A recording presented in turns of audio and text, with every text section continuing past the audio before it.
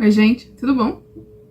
Antes de qualquer coisa, eu preciso deixar muito claro que essa é a resenha mais difícil que eu já gravei na minha vida. Eu não sei se eu vou conseguir trazer pra vocês, mostrar pra vocês, falar pra vocês tudo o que eu quero e preciso falar sobre esse livro. Sobre esse livro e sobre a pessoa que escreveu esse livro, principalmente.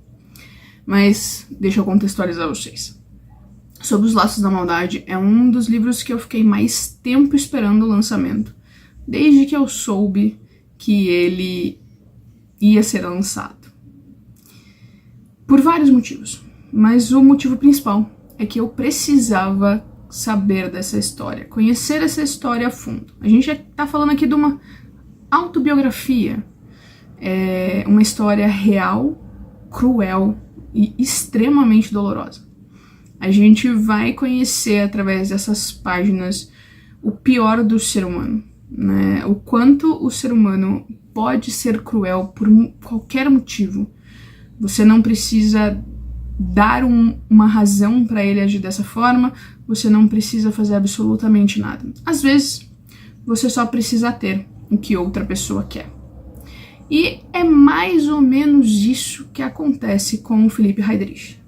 Philippe era um pastor super renomado, ele tinha uma carreira extremamente consolidada, autor de vários best-sellers, viajava o mundo palestrando e orientando pessoas, orientando casais, né, e mostrando que ele realmente nasceu para passar a palavra de Cristo, para passar a palavra de Deus para todas as pessoas. Até que ele resolveu realizar um sonho, que era constituir uma família. E ele conheceu a Bianca Toledo. Bianca Toledo, cantora gospel, uma mulher muito bonita, pastora, já tinha um filho, vinha de um outro casamento, de um divórcio, e até aí, nada demais, não é mesmo? Eles se casaram e tudo parecia ir muito bem. Até que, um belo dia, 3 anos mais ou menos após o casamento deles, uns dias após o aniversário dela, ela resolve jogar uma bomba no colo do Philippe, que é dizer pra ele que o filho dela, o menino que ele amava como se fosse seu filho, que ele ama como se fosse seu filho, tinha sido violentado. E que o culpado era ele, que ele tinha feito isso com esta criança. E vendo as entrevistas que ele deu, vendo ele contando essa história e vendo tudo isso nos últimos 3 anos, mais ou menos, que foi quando eu tomei conhecimento de tudo isso, eu comecei a ficar muito, tipo, sabe, isso não pode ser verdade. Por algum motivo, sempre que eu ouvia o nome dele, ou ouvia ele contando a história, né, o que aconteceu com ele, eu não acreditava nela. Eu nunca conseguia olhar para a cara dela e sentir que ela estava falando a verdade. E isso me fez ficar cada vez mais envolvida com essa história, cada vez admirar mais ele e ir atrás de quantas entrevistas forem necessárias, de quantas fontes de informação fossem necessárias para que eu chegasse à minha conclusão. E sim, eu vi ela e eu vi ele antes de chegar à minha conclusão final. Não demorou muito para eu chegar à minha conclusão final, porque as coisas que ela falava eram extremamente absurdas e tudo parecia muito ensaiado, nada parecia vir de fato do coração, sabe? Ela não parecia uma mãe que estava sofrendo pelas coisas que seu filho supostamente passou. Mas isso não é o pior de tudo. O pior não é a mentira, o pior não é ele ter sido acusado de algo que ele não cometeu. O pior foi o que aconteceu a partir do momento que essa mentira começou a rodar. Ele tentou se explicar, tentou se justificar pra ela, tentou falar que ela tava louca, que isso não era verdade, que isso não podia ser verdade, da onde que ela tirou isso, né? Inclusive a primeira reação dele foi perguntar quem fez isso, né? Afinal de contas, tinha câmera na casa, o menino ficava com o babá, e como que isso aconteceu? Como que ninguém percebeu que isso estava acontecendo? E ela fala que foi ele e que ela precisava de um tempo pra pensar se ela ia continuar ou não casada com ele. Tipo, mano, peraí. Seu filho foi supostamente molestado. Você sabe quem foi. E quando você confronta essa pessoa, você tem que pensar no que você vai fazer. A história já começa meio estranha por aí. Porque eu acredito que qualquer mãe iria receber esta pessoa, pelo menos com a polícia, né? Não deixaria essa pessoa entrar em casa, faria a denúncia, essa pessoa teria que estar sendo investigada, presa, mas não era o que ela pensava. E ela falou pra ele que ela ia pensar até sexta-feira. Gente, não aguento isso. Ah, vou pensar até sexta-feira. E aí na sexta-feira a gente decide o que a gente vai fazer com relação a algo tão terrível. E ele, desnorteado, tinha acabado de chegar de viagem, era um domingo, se eu não me engano. Posso estar errada nas datas? Posso, me perdoem. Mas, basicamente, ia demorar muito para essa decisão ser tomada. Ele resolve, então, dormir e esperar passar. Né? Esperar chegar o dia onde a decisão ia ser tomada. E aí ele pega alguns comprimidos de Rivotril e toma. Deixa um bilhete, avisando que tá tudo bem, que ele tomou uns comprimidos para dormir. E beleza, para os empregados não se preocuparem. Mas acaba que ele é acordado pelo SAMU e levado a um hospital. Chegando lá, o médico atesta que ele tá bem, que ele não tentou se matar, que nada disso tá acontecendo, ele tá um pouco grogue, mas extremamente responsivo, então tá tudo bem, que ele pode ir pra casa. E aí que as coisas começam a tomar uma configuração que não deveriam. Ao invés dele ser levado pra casa, ele é levado pra um manicômio. Eu não posso chamar isso com outro nome, porque o que acontece ali dentro não deveria acontecer em nenhum hospital psiquiátrico, né? E ele é, então, passa ali os seus 8 dias de tortura, tanto física quanto psicológica.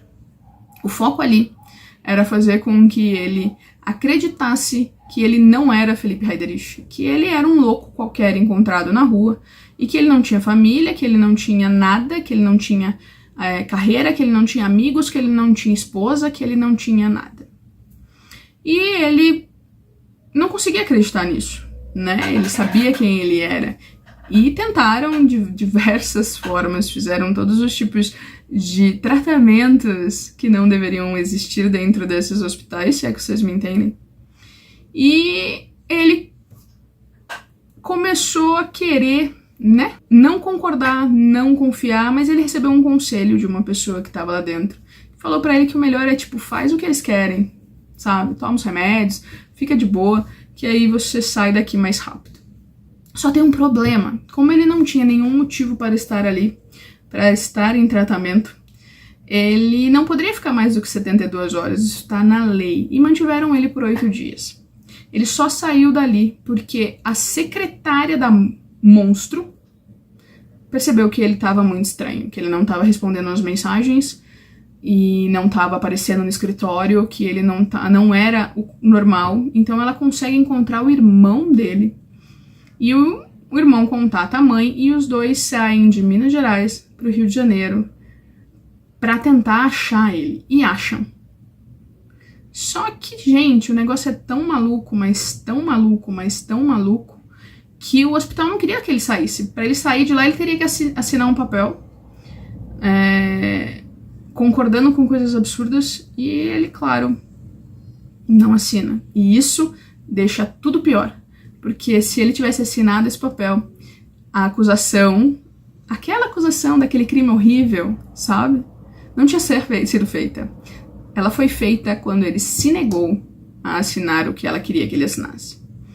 E aí, mais uma vez, o inferno volta para a vida dele, porque ele agora não podia ir para casa, ele não podia pegar seus documentos, ele não tinha acesso às contas bancárias, ele não tinha acesso a nada, nem roupa, nada. Ele basicamente não tinha para onde ir nem aonde morar. E no meio de tudo isso, sempre aparecem alguns anjos e ele conseguiu um advogado que de cara acreditou que ele era inocente e pegou o caso.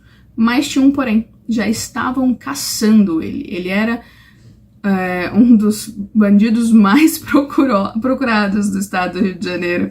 Por quê? Porque a delegada responsável pelo caso resolveu colocar ele como de alta periculosidade. Então, todos os policiais do Rio de Janeiro estavam atrás dele, ninguém sabia onde ele estava. E ele então acaba, depois de uns dias, se entregando. Quando ele se entrega, ele é levado de Camburão para Bangu, sem interrogatórios, sem nada. Ele simplesmente é jogado dentro de um camburão, levado para lá.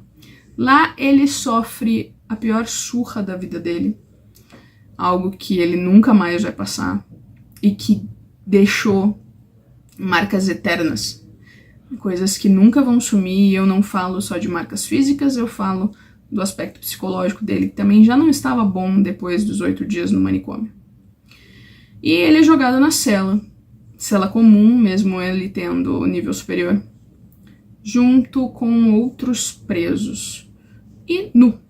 E quando a porta da cela é fechada, o carcereiro simplesmente fala por que ele estava ali, qual crime estava sendo imputado a ele, e que quem fizesse a mesma coisa com ele seria poupado de coisas piores. Ali começa mais uma vez o seu tormento, o seu martírio e a sua luta pela vida, apesar de que naquele momento ele já tinha desistido. Porque todo mundo sabe que esse tipo de crime não é perdoado dentro da cadeia. Os bandidos têm seu próprio código moral e algumas coisas eles não aceitam e eles não perdoam. Então, era muito claro que em 24 horas ele estaria morto. Ele então começa a orar. Era o que sobrou, era o que ele tinha. E ele só faz um pedido, que seja rápido e indolor, porque a alma ele já entregou a Deus e que então, que ele pelo menos não sofra mais. E ao contrário do que todo mundo estava esperando, os presos cuidam dele, lhe dão roupa, sapato e o aceitam ali de braços abertos. Isso provoca uma ira, lógico, nos carcereiros e acredito que na Monstro também. E ele fica ali o tempo inteiro sem saber quantos dias mais, quantas horas mais ele vai ficar vivo. Até que a mídia descobre que ele tá ali. De vez em quando a mídia faz alguma coisa boa. O que faz com que ele tenha um tratamento diferenciado. Porque agora os olhos do Brasil estavam ali dentro de Bangu. E dali ele tinha que sair inteiro. Finalmente, seu advogado consegue um habeas corpus. E ele sai dali.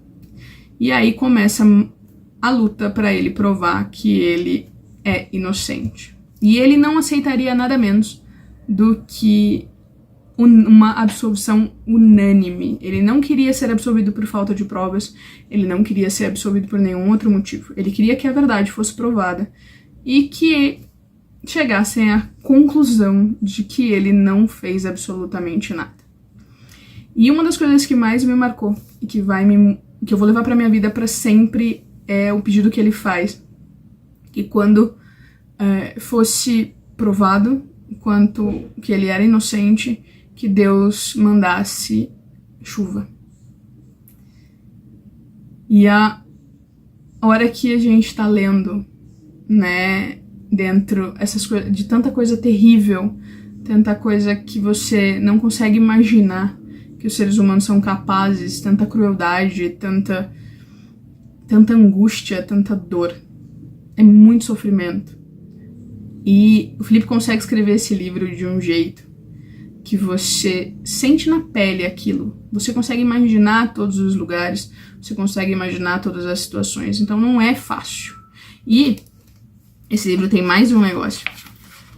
Em alguns capítulos a gente tem alguns QR Codes. E esses QR Codes levam a gente para alguns vídeos. Vídeos esses que vão ser relatos que ele deixou gravado. Relatos sobre os dias pós-hospício e o relato de quando ele sai da cadeia. E eu tive o prazer e a honra de passar um final de semana ao lado desse ser humano que tem sua luz própria e que tentaram apagar a todo custo, da pior forma possível.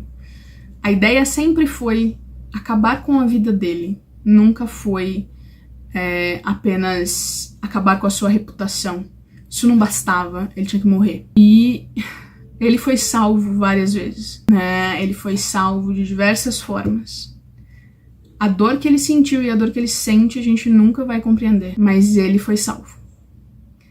E ele é um ser humano incrível. E o fato de eu conhecer a história não me impediu de sofrer lendo esse livro, principalmente porque eu peguei esse livro para ler depois que eu tive horas de conversa com ele, de qualquer coisa que vocês possam imaginar. Rolou até papo de ET. E eu pude ver quem ele é, eu pude sentir quem ele é. E eu fiquei imaginando o que leva um ser humano a querer destruir o outro apenas por dinheiro. Porque era isso que ela queria. Ela queria o dinheiro dele. E só isso. Ela não queria nada além disso. Mas tem formas de você conseguir isso, né? Você não precisa mandar matar uma pessoa.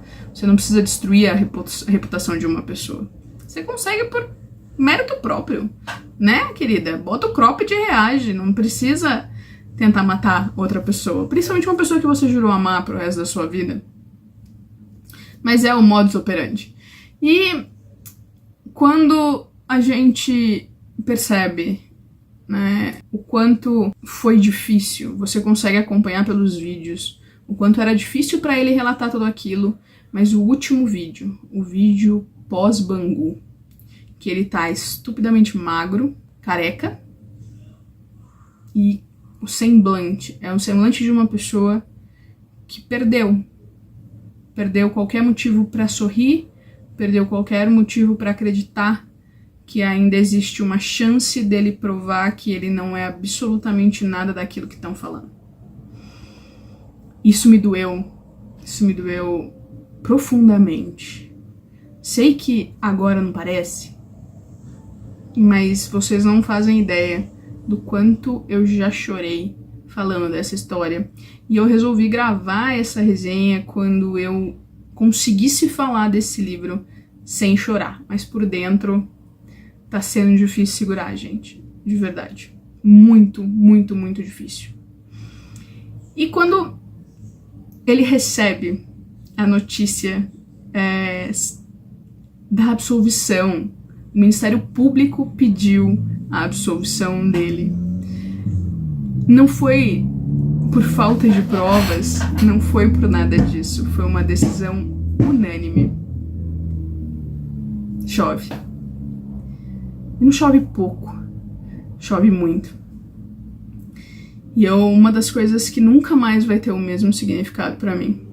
Nunca mais na minha vida eu vou olhar a chuva como eu sempre olhei. Ela agora tem um outro significado. Um significado de que sim, a gente pode pedir, a gente pode orar, a gente pode pedir.